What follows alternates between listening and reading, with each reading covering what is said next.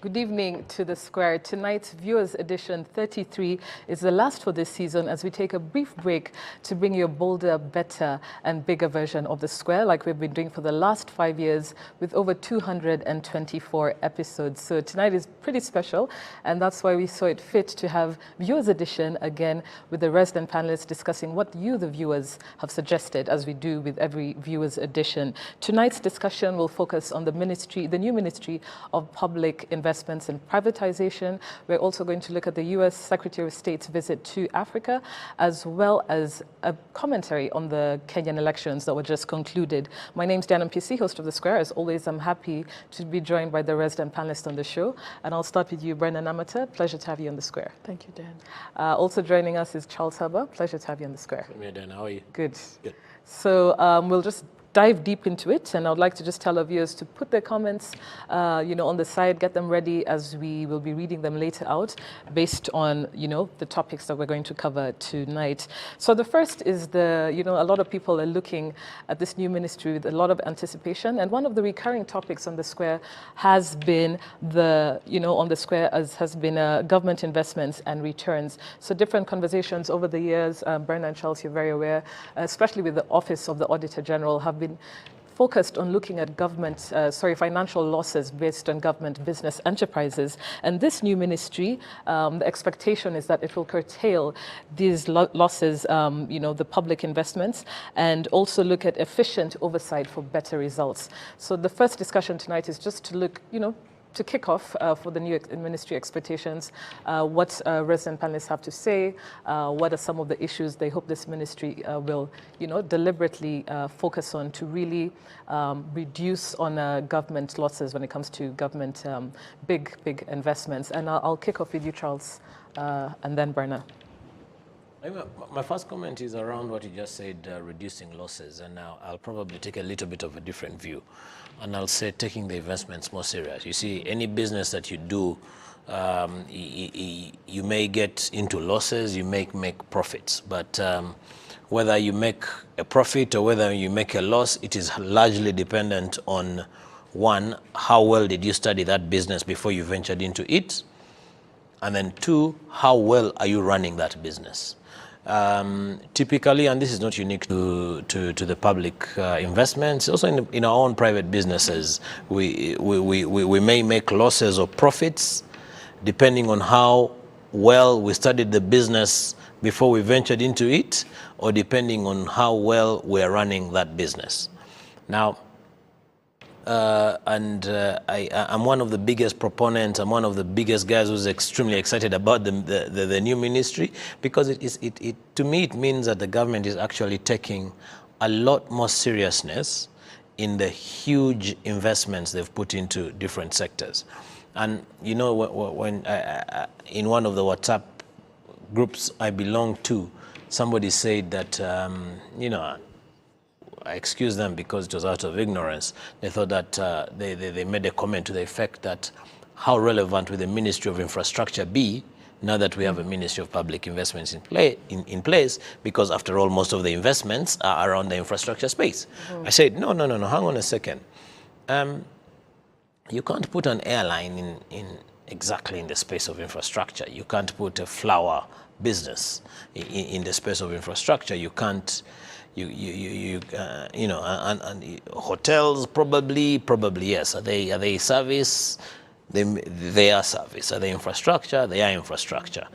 Do they lean more on one side or the other? Probably yes, probably not. So the investments the government of Rwanda has done are extremely diverse across different sectors, agribusiness, tourism, hospitality, infrastructure as it may, industries, and so on and so forth. So I'm one person who is super excited that a ministry has been put in place. Now, to the extent of whether it's going to necessarily lead to making them profit-making, probably yes, probably not. And it brings me to my second point about how they are run. Mm-hmm. Ministries by nature are supposed to be policy organs. Yes. So one of the things that the Auditor General has faulted government business enterprises year in, year out is around governance and how these government business enterprises are run.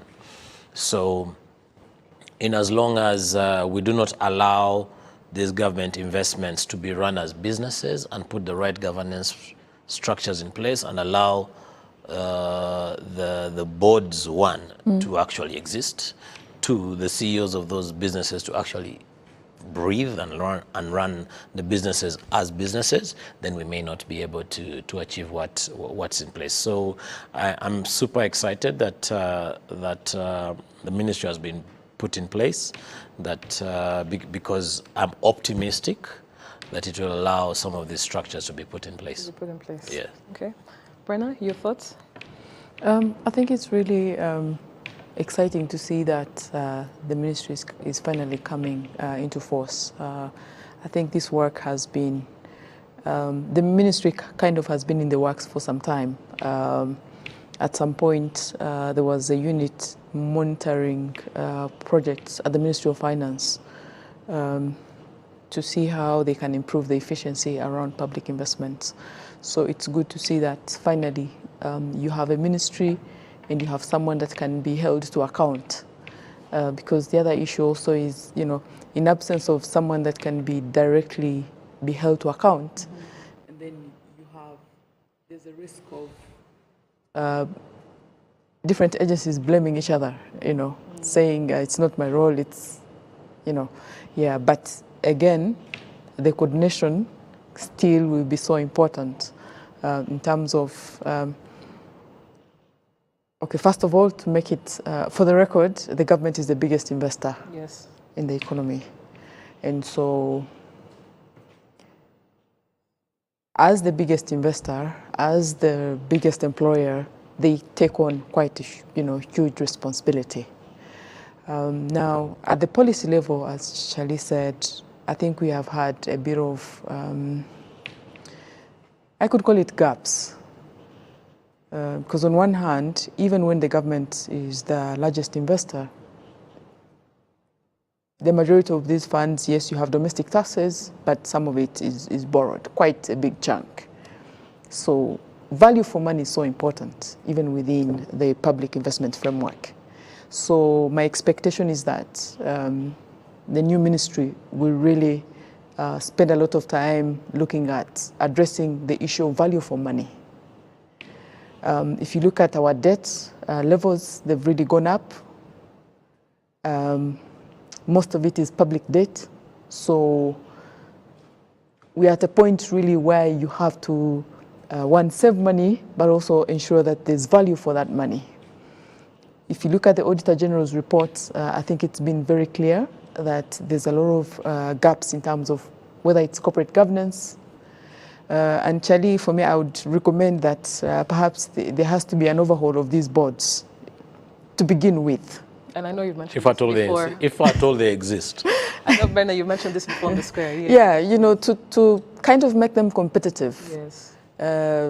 Part of the problem is people are appointed to these boards, they don't want to be there, but they just take up the role, and then it's so passive that they don't really make any contribution to that board. Yeah. How about you make it competitive and people really bring value to the board? So part of the recommendation from my end would be overhauling and kind of looking at, if someone is on the board, are they really there and they're making a difference, or are they just, have they just taken it up because they can't say no to the appointment? Yes. Secondly, I hope it creates the, in terms of policy, it looks at how they can change some rules, for instance, around procurement, government procurement, that sometimes make it difficult for some of these agencies to operate and have value for money. You know, there are procedures that make it difficult, you know, for some of these entities to operate because they are following the public procurement structure, you know. So I hope, hinders, you know, yes, the efficiency of, yes, of the institution. yes. So I hope the ministry will be able to look at that also. You know, how do you improve the policy framework to make it more responsive. Again, paying attention to value for money. Absolutely. Yeah. I'm curious to I'm curious to see how this new ministry will sort of operationalize some of these investments that are making a loss, but they already exist, that are idle.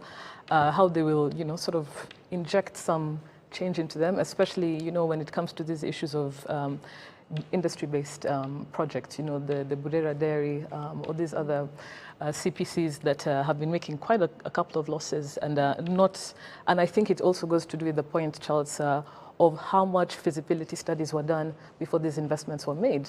2 years down the line, these CPCs, for instance, are hemorrhaging lots of money. So curious to see how the new ministry will operationalize existing but idle, projects, and also paying more attention than was done before when it comes to, before implementation of the project, real serious feasibility studies. You wanted to say, Charles, something before I go to a Twitter feed on this topic? Bana talked about coordination, and it's been a rhyme in our let me call it coordination. So now I don't know how this ministry is going to help solve this whole coordination thing, because I'll just give an example of a few years ago, the local government entities decided that for them to be more relevant and more economically self-sustaining, they had to invest in economically viable projects. Some of them invested in the example you've given us of the Burera Dairy, others invested in hotels. You have the Western, so two examples, Western Province Investment Corporation that partly owns Kivu Marina Bay amongst other investment. You have the Eastern Province Investment Corporation that owns the Epic Hotel, hence Eastern Province Investment Corporation, amongst other investments, and districts also that own shares in different entities. Now, fast forward, they have invested either their own monies or public monies that they collect through taxes and fees and penalties. However, they have invested it into these different ventures. Now, you also have an entity like the Ministry of Commerce that has invested a lot of public funds, say, in industrial parks and what have you. Then you also have the Ministry of Environment that has invested quite a significant of money in public parks like the Nyandungu Park and amongst others. Then you also have the Sovereign Wealth Fund, Agachiro, that has also invested significantly in all this. So on the one hand, let's say we are going to close our eyes and be very optimistic that now there is this mother angel that has come in to coordinate all these things. But we also have a decentralization policy that is allowing all these entities to be able to generate their own revenues. So I'm very curious to see if we already had a coordination, an institutional coordination problem with the absence of a ministry. How better is it going to be? Yeah. The government of Rwanda a few years ago decided that all government land should be, the administrator should be the Ministry of Environment. Never mind that at the time it wasn't called that, or it didn't exist for that matter. Now, you are a local entity, maybe your Nyagatare district or Gasao district, and you have this amazing business idea on your own land that sits within your district, but the call is not yours. The call is yours probably on the business, but the call is not yours on the land. And now, all of a sudden, the call is not going to be yours, I assume, because there's a new ministry in place. Imagine how long that investment decision is going to take, because it's multi-layered. So that's where my bit of pessimism lies. I do hope, however, that the Ministry of Public Investments can be empowered to the extent that they can be able to coordinate all these public entities that are investing in or that are interested in attracting investments or are directly investing in all those different ways. But, but I don't want to be in Minister Eric's shoes. Absolutely. I wish him all the best. I know he was a regular on the square when he was at Minecofin. I trust he's perfect person for the job, but it's a tough road ahead. I just want us quickly to go to a Twitter feed while we're still on this topic, because there's some of the things our viewers are putting. If you could have the first tweet on our screens. The first tweet comes from Abdul Karim. If you could have that on our screens. And he says that the weekly dose is back. After Rwanda put much effort to build government's chief negotiator, RDB Rwanda, it was needed to see an organ to oversee the investments for qualitative achievement, because seeing how many failed projects and loss occurred was not tolerable. That's the first tweet from Abdul. And then we have another tweet coming in where, you know, if we can also have this on our screens, from Frank Kigenza. And he says, 1, Ministry of Trade and Industry, 2, Ministry of Public Investments and Privatization, 3, RDB. All 3 portfolios are responsible for trade and commerce for a modest economy, you know, less than 14 million people, with all the talk about wasteful expenditure and duplication of services. So this is something I wanted to just ask, you know, some of the, the chatter I've been seeing, especially on social media, is this ministry a duplication of what other organs are already doing? For instance, what Frank just tweeted, you have Ministry of Trade and Industry, you have RDB, and now there's Ministry of Public Investments and Privatization. Do you think the work they do is mutually exclusive or is complementary? What is your take on its existence based on what Frank has said? And I'll kick off with you, Charles. When Rwanda Investigation Bureau was created, they sat down in one meeting and said, prosecution, take those staff, police, take those cars, RIB, take those offices, and you take those roles and what have you. They managed to split that very well from a resource perspective. What remains still a gray area is from an operational perspective. I think that's going to be exactly the same thing with the creation of the Ministry of Public Investment and Privatization, considering that we scrapped the Privatization Secretariat several years ago.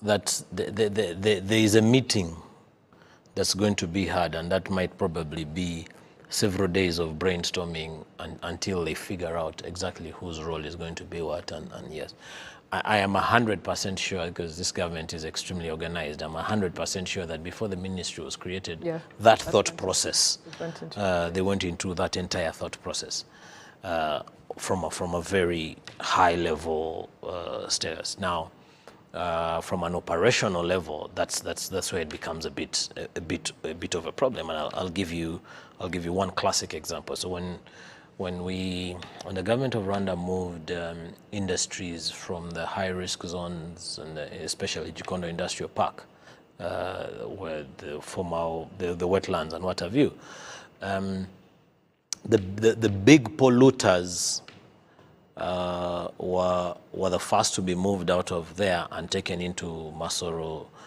into the prime economic zone of today. And also the government of Rwanda invested a lot of money in these industry buildings and some large warehouses. Fast forward, an entity was created. Some of the assets were transferred to Agachiro. Some of the leases are signed in the names of RDB. Some of the leases are signed by prime economic zones. Prime economic zone is a government entity. RDB is a government entity. Agachiro is a government entity. Why should you have 3 landlords within within the same premises, right? So you can already from that you see that there is a bit of cleanup exercise that is required. But taking it a notch higher to Frank's point, the market, the society, the business environment will need a lot of clarity on who do you go to. I know. Yes, because and I think the president said it when he was swearing in the minister of public investments and privatization, is like the ultimate aim of these public businesses is to transition them into private hands through a privatization exercise. Now, eventually, when it gets into private hands, it has to be really a very nice and juicy business that has gotten its that has gone through clean hands. So the next few months are going to be a very interesting space to watch. Brenna? I think it can be done.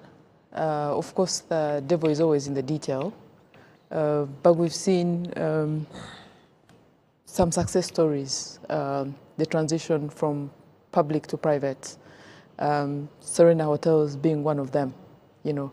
So maybe we need to think about why it worked for Serena and how can we make more of, you know, yeah. So you have success stories here and there, but again, the detail, the communication around it, explaining to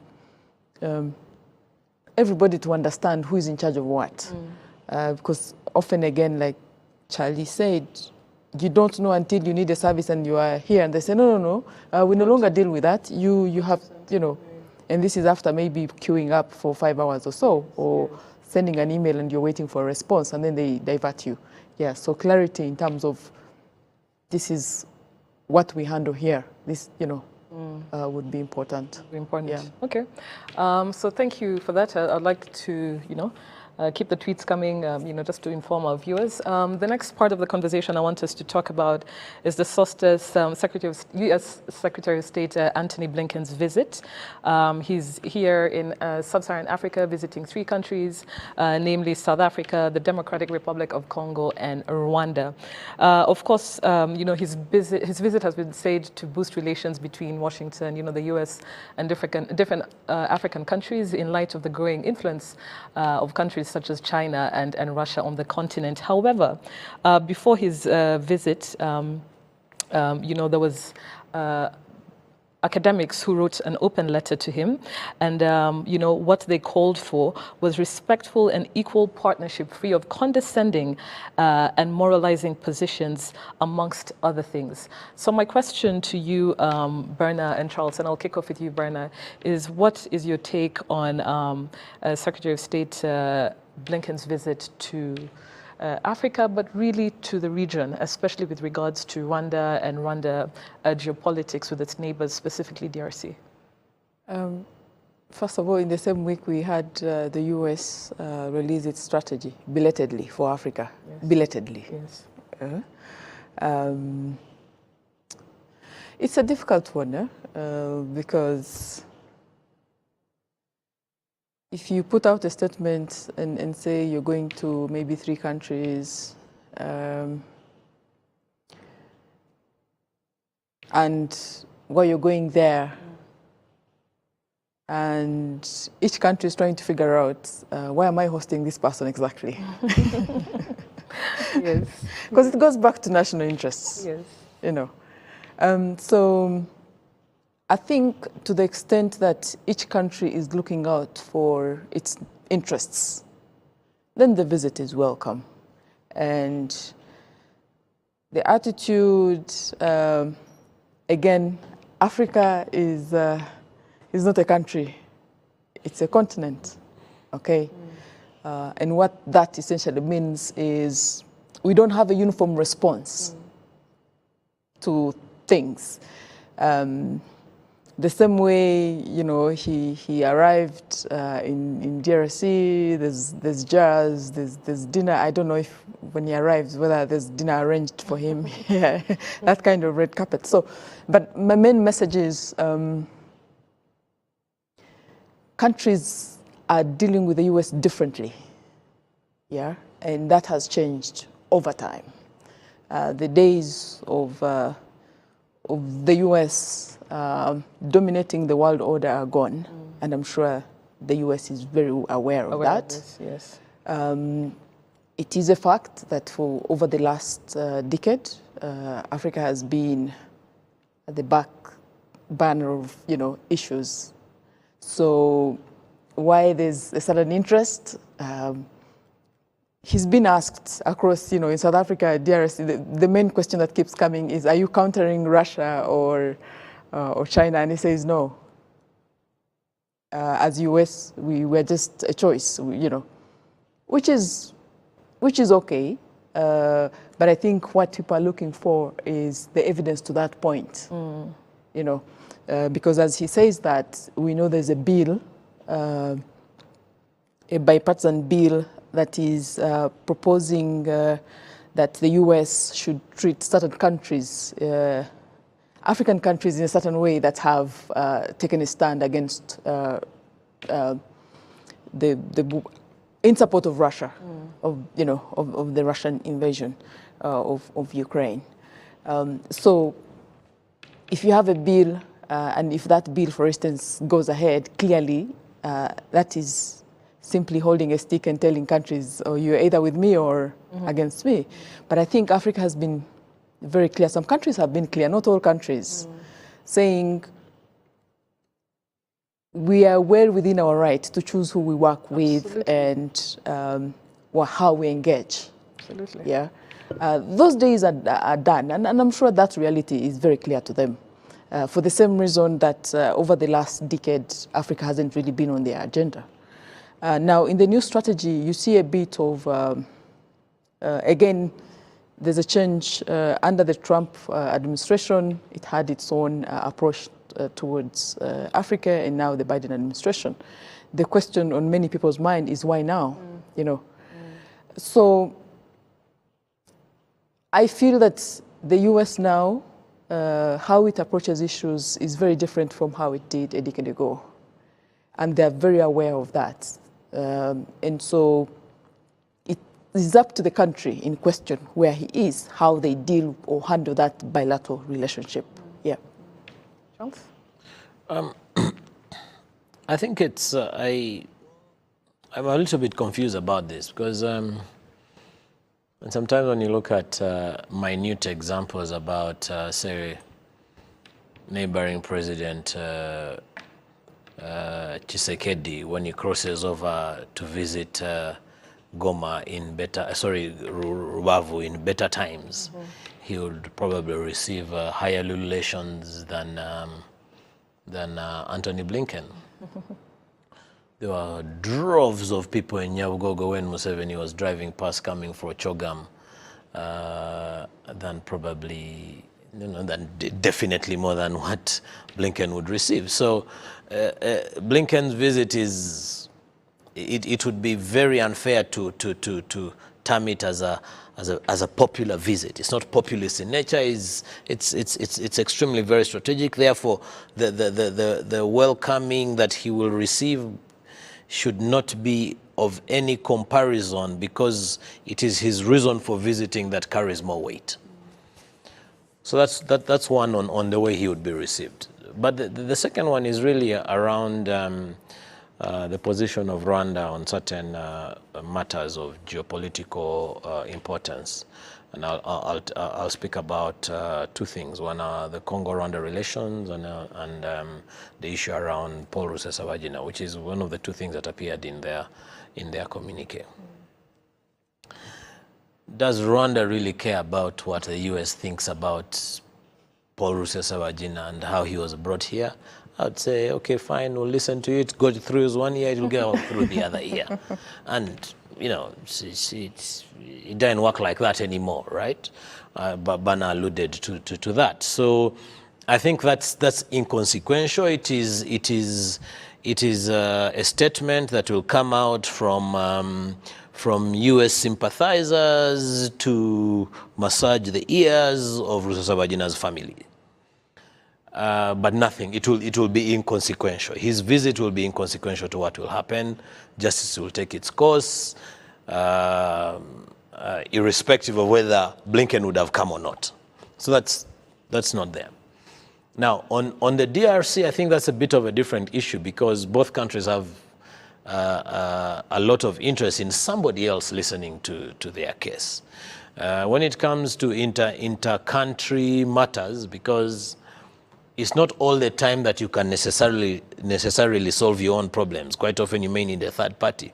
In the case of the problems that Rwanda has had with its neighbors, all the times when we've quarreled with Uganda, for instance, we've brought in the Angolan heads of state, we've brought in the Tanzanian heads of state, we've brought in the clear shots of this world, but ultimately we solved the problems amongst ourselves. In the DRC, again, everybody is interested because, first of all, the DRC, by virtue of its weakness in leadership, everybody will be interested in what's happening there because there's a lot of money to be made in their chaos. It's probably a blessing in disguise that they continue to be chaotic because everyone can thrive. But then at the same time, the more they thrive, the more they become a bit of an insecurity thorn, because I don't know anywhere in the history of this country where the UN has been chased, like, I mean, out of the country by... Like MONUSCO. Yes. So that's a huge blow in their face. You definitely need a third party to be able to address those issues. So to that extent, maybe they might be interested in talking to both, I mean, for Blinken to be talking to both leaders. But then, back to my example of Uganda-Rwanda relations, the solution will lie in the two leaders having a frank and open conversation with one another, not in Blinken, not with Blinken. I think I'm looking forward to really the outcomes of this meeting, not like you say, not like it's something that will change the course of what's happening in Rwanda. But, you know, the State Department, the U.S. State Department, you know, like you said in the communique, one of the things they said was, you know, he'll focus on democracy in Rwanda, you know, the unlawful detention of Paul Rusesabagina. And for me, and also, you know, their take on what's happening between Congo and Rwanda. First of all, I feel like the Congo-Rwanda issue, it's being looked at a lens that is not looking at the complexities that are there, you know, whether, you know, what's happening with M23, M23 being, you know, they're not Rwandans, they're Congolese of Rwandan's origin, but, you know, they've been there since, I don't know, the 1800s, for crying out loud, before the, you know, these partitions that cut borders across our country. So, you know, just reading through the communique, I found that really, there's really like a huge gap in trying to understand the complexities, number one. Two, I think it's really myopic when they undermine our judiciary system. Justice was served. And deliberately so. Deliberately so. Justice was served.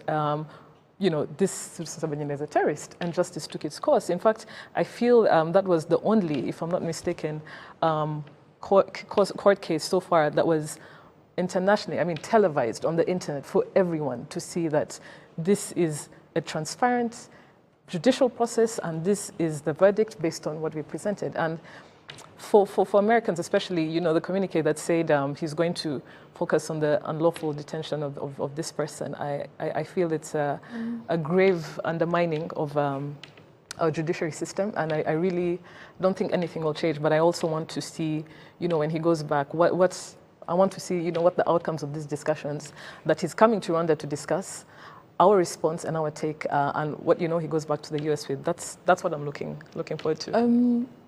I think we have to put context to these public statements when they're being made. The US, I mean, he's a public official of the US government. He's accountable to Americans. Yeah. Not to us. Yes. So I look at the statement within that context. If that is what is expected from his electorate, that's fine. But that's what I'm saying. You know, it is myopic. It is so continuously that take. I mean, you know, in terms of relations, I know it's politics and policy. Don't forget. Don't forget. I mean, like they're national interests, but also you are accountable to the people who elected you. Yes. Yeah. Yes. So I don't think. On his behalf. Yes, I don't think he'll come here to tell Rwandans what to do, because he's not accountable. He's not held to account here. Most Rwandans don't actually know him and don't even know he's coming. It's just and they probably don't even want to know. You know. So let's. For me, I don't want it to be an issue. You know, that is their bit. Yeah. You know, they're doing it. They have to in relation, yes, to their national interests. Yeah, but again, I think what we've seen in why perhaps this visit becomes significant is that there's been challenges around global solidarity in terms of solving whatever challenges that we're facing. So from climate change. Yes, yes. You know. So even when you have national interest, you need partners to implement whatever we are facing today. The pandemic has made that clear because at the beginning, some countries thought by closing their borders, they will be just fine, and soon they realized they'd need support from other countries. Yeah, we are seeing that even with the food insecurity. We are seeing it with, you know, so we are at a point where we need each other. Yeah, we need each other. Yes, and we have to be humble enough to realize that that you can't just dismiss a country, for instance, just because you're a superpower. You will need this country at some point to do certain things. Yeah. With the US specifically, if I could refer to peacekeeping, for instance, we know that over the last decade, US has kind of withdrawn its forces. They no longer have active troops. That responsibility has been taken largely by African countries, Rwanda being one of them, you know. So I have kind of, I feel that we need to look at the bigger picture. You have a lot of lobbying and activism around personalities, but I think it should not distract us from the bigger issues that we face, you know, as a country, but even at a global level. No single country now can sit wherever it is and think that it can, one, dictate or solve issues. So you have to kind of come understanding that they're putting something on the table, and we are better off trying to find, you know, a common ground in resolving these issues. And based on what you said about not dictating, I don't know if you watched the, you know, the Blinken visit in South Africa with Minister Pandor. And I really like how she was talking about, you know, the Ukraine-Russia crisis and, you know, this sort of policy or bill that's being put there, you know, dictating what African countries can import between wheat and fuel and that sort of thing. And I think, you know, I really think, you know, as a global superpower that, you know, is first, you know, that position is first fading on the global stage. These are things that, as a country, it needs to recognize. I think we need the shift in dynamics that is happening. They're well aware. I think they're well aware of that.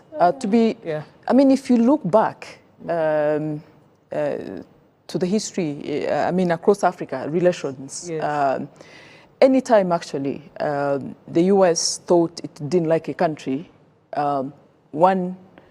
a coup would really happen within, you know, the shortest possible time. You would see sanctions.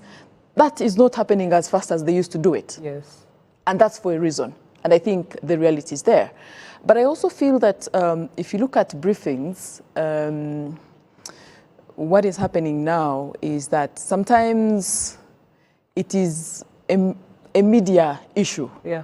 You know, you're asking a question, you're asking and saying, what is the US doing about ABCD in an African country? Because some of their journalists tend to think that their countries provide solutions. So sometimes those are the responses you will get, you know, not necessarily because it's a position of the certain government, but because we also as media have our own challenges. You know, if you're asking the US to solve a problem, then you're giving them that platform to, you know, to put themselves, to position themselves as if they have the solution. So when I review the briefing, I think you realize that most of the American journalists came with that attitude. Absolutely. Yes, and the, you know, the South African PM was just putting the context right, saying, look, these questions you're asking don't make any sense because as South Africa, we are doing ABCD. So part of the issue, so we've had also a bit of misinformation around the issue. Misinformation around the sanctions. There's still confusion around the sanctions because, for instance, the sanctions are not really on food, you know, but because of misinformation, many people assume the sanctions are on exports, on food exports. Yet you have you know, Russia trying to use food as a bait. So there's also a misinformation in this whole process. So we need to be very careful in terms of what we're responding to. Absolutely. I just want to read a tweet very quickly on this on this topic as well before we go to the last topic for tonight. And this tweet, if you could have it on our screens, please. The tweet is coming in from Abdul, who says, for the Blinken visit, I hope it will be more about opportunities than picking sides regarding policy, because the West is not helping even in debt provision, especially their interest rates. The road to choosing economic reforms and foreign trade policy that are in the best interests of Africa is a must. The last topic is to do with the Kenyan. Can I make a comment on that? Very quickly, briefly, yes.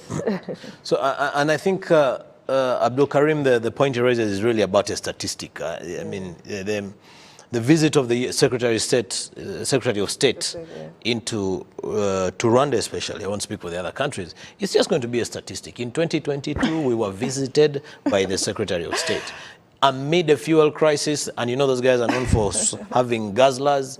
Their guzzlers, their planes consumed a lot of our fuel, and we made money. The bigger point is really around economic interests and what have you. There is money to be made. They have entities like OPIC. OPIC is overseas. I think it's not petroleum. I can't remember the other initials, but it's an entity that invests. That finances American companies to invest overseas.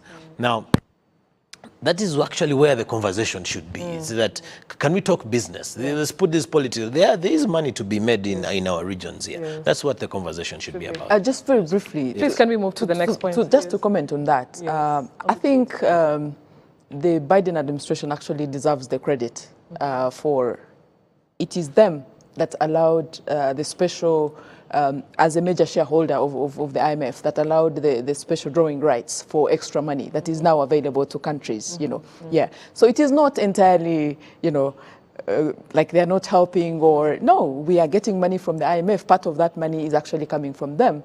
What we need to see more is, for instance, them making their reserves as the US available. Yeah, because countries really need this money. Yeah. Overseas Private Investment Corporation. Yes. I want us to go to the last topic for tonight, which is the Kenyan presidential elections. And so we know, you know, these elections, we've been watching them closely, especially in the region. The Deputy Prime Minister, sorry, the Deputy Mr. Williams Ruto, this is his first stab at the presidency, while the opposition leader, Raila Odinga, this is his fifth attempt at State House. So basically the question here is, you know, expectations. And I'm saying expectations because, you know, Kenya is the region's biggest economy, and it's really a gateway for many countries in the region, you know, for imports and exports. So a lot of us have been waiting with bated breath as these elections were happening. The polls are closed, and I believe that the results come out in 7 days. And my question to you, Brian and Charles, in the few minutes that are left is to look at the expectations with the outcomes, especially with regards to regional stability and Rwanda's foreign policy with Kenya. And Charles, I'll kick off with you before Brenna in the few minutes we have left. On that Rwanda's expectations on the foreign policy. Yes. And yeah, I think from a political perspective, I think Kenya is not only East Africa's biggest economy, but it has also shown to us that they are the most politically mature economy. In the history of Kenya, never have you had a president someone running for presidency who is not a Kikuyu and who has two Kikuyu running mates. So the most dominant tribe in Kenya are the Kikuyu. So the message I get from that is that, hang on a second, we are maturing from this tribal politics. Yes, it is still extremely tribal, but we are saying that even the Kikuyus can support people who are not Kikuyus. So I think that's the first especially message. Compared to the 2007 elections. Yeah, I mean, historically, I mean, if you take Moi out of the picture, the rest of the others who have all come have been Kikuyus, but you look at the whatever has followed suit, especially in this election. I mean, whoever imagined that that Uhuru would support Raila for that matter. So. Again, it comes down to the same old adage: there are no permanent friends or enemies in politics. It's always permanent interests. So that's the one thing. But then, this is what is exactly going to happen. These elections will come and go. The ordinary Kenyan will continue hustling, will continue working. Life will go on like nothing ever happened. And the same as the region. Because whatever is at stake is way bigger than individuals. Individuals will have a personal score to settle. Ruto has beef with Uhuru. If he wins the election, Uhuru will no longer be in power. He'll be dealing with Kenya. He'll be dealing with East Africa. Raila, I don't know who he has beef to settle with. Probably Uhuru, who gave him the mantle in case he wins. In case he wins, he'll be singing, you know, Uhuru all the way and throughout. He has no score to I mean, he will be good. He has a bigger problem to settle in terms of digging Kenya out of that big debt that they are in right now, the public debt that they have, but also for them to continue being a regional economic force. So in my personal opinion, I think Kenya has again showed that they're the biggest political sort of setup and economy in the region. But again, in terms of what happens tomorrow, I think nothing will happen. Yeah. Brenna, okay. Very quickly. Charles paints a very interesting picture. First of all, I think they deserve the credit so far for how they've managed the process, many lessons for the region in terms of transparency, the Electoral Commission. Yes. Really, they've done well. We hope the peace will continue to prevail because usually the tricky day is when the results are announced, you know. Yeah, so still a bit of tension there, but we hope they will continue to demonstrate leadership as they have done so far. But in terms of the bilateral relationship, I think, again, we have to be aware that Kenya, if I'm not mistaken, is the biggest investor in the region in Rwanda. So, yeah, so there's that, but also the Northern Corridor remains very important for trade logistics. So what you want to see, and hopefully the incoming government will do, is improve the efficiency at the port of Mombasa. We still have businesses that lost money in the 2008-7 elections, electoral violence, compensation that was awarded by courts over, I think, about $47 million. That compensation hasn't been done. You know, these businesses are still struggling to recover from that. It would be important that it is addressed. Thirdly, I think the other issue is there's a lot of potential in terms of collaboration in areas of security.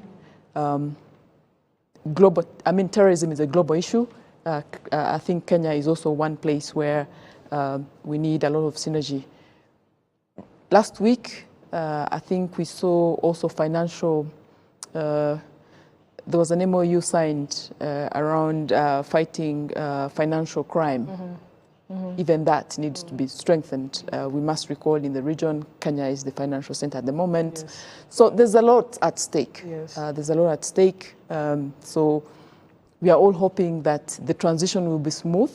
But so far, the track record of Kenya and Rwanda, I think they prioritize the economy. Yes. So hopefully it will continue to be like that, support regional integration. Yes. Personally, I was disappointed with the Uhuru government trying to sign bilateral trade agreements, one with the US. Luckily, it's been cancelled. I think countries' bilateral trade agreement, free trade agreement, yes. I think the region has to focus on supporting the CFTA. You know, these bilateral trade agreements undermine integration. Absolutely. So my expectation is that the incoming government will really prioritize integration, walk the talk around trade logistics, addressing non-tariff barriers, reducing the costs of doing business. Corruption is quite a huge problem that has to be dealt with. And hopefully we'll see also more in terms of people-to-people engagement, free movement. Yeah. Yeah. Thank you very much, Charles and Berna. You know, I wish we had more time as always. Yeah, but thank you. It's been an amazing 5 years with you guys. 224 episodes. You know, I'd like well done to you. Yeah, well done to all of you. You know, I'd like to thank RBA, our partners, Uzi Collections, Bourbon Coffee, mostly our viewers. We're taking just a teeny break because we really want to make this show better, more engaging with our viewers, bolder, and just totally revamped. And that's why we're taking just a brief hiatus before we come back in a couple of weeks. But thank you very much for being with us over the last 5 years. And yeah, to our viewers, have a good night and see you very, very, very soon. Thank you.